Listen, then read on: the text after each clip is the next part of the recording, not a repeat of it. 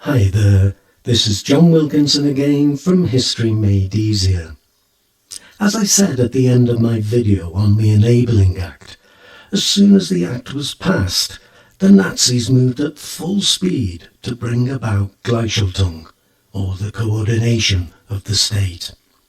But it should really be regarded as the Nazification of the German state.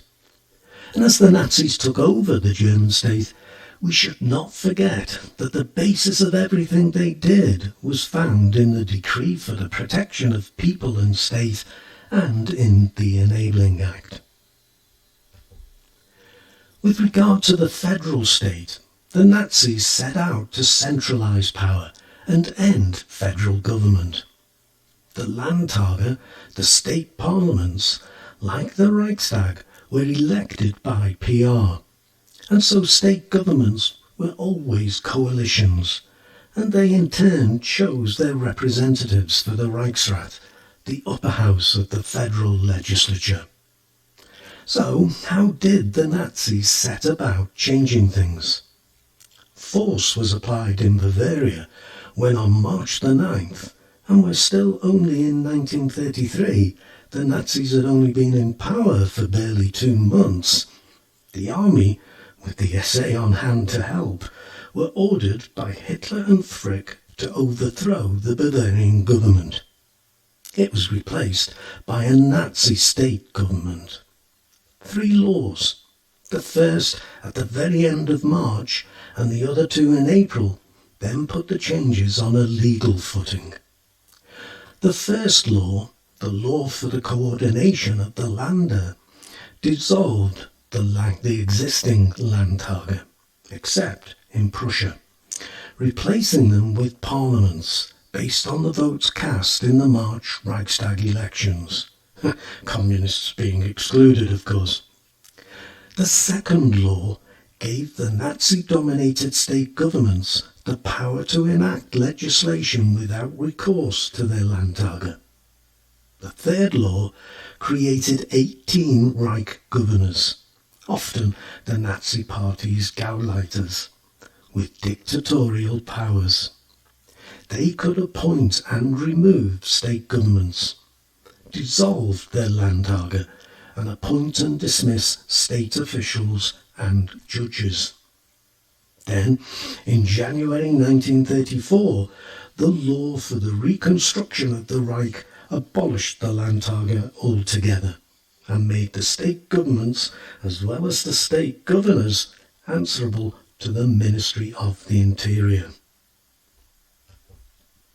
Now, there are 3 other critically important institutions that we need to consider when considering the Nazis' takeover.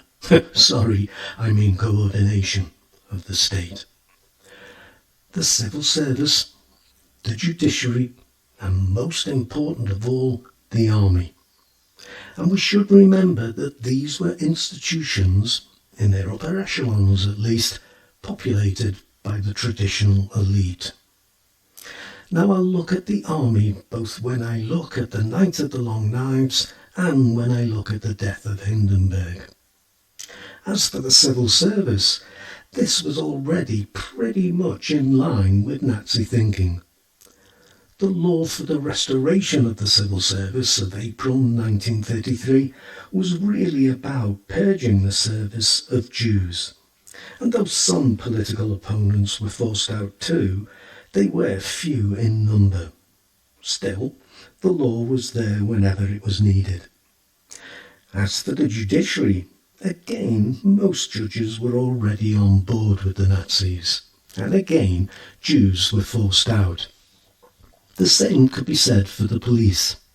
However, when the courts failed to prosecute communists, other than van der Lubbe, who was guilty for the Reichstag fire, even after concluding that the Communist Party was behind the fire, which it wasn't, the Nazis, in April 1934, set up a special People's Court for charges of treason and for political offences.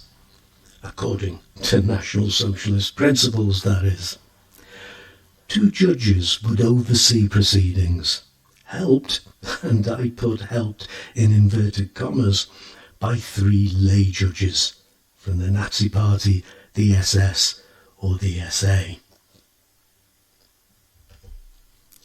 So, the state was duly coordinated.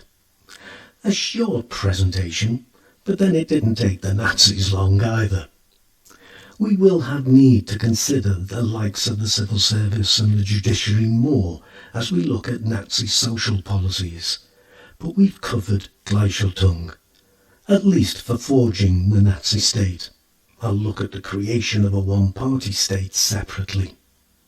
Now, do please give this a thumbs up if you found it useful, and please subscribe to my channel if you haven't done so already, and tell your friends about it, please. Spread the word for me.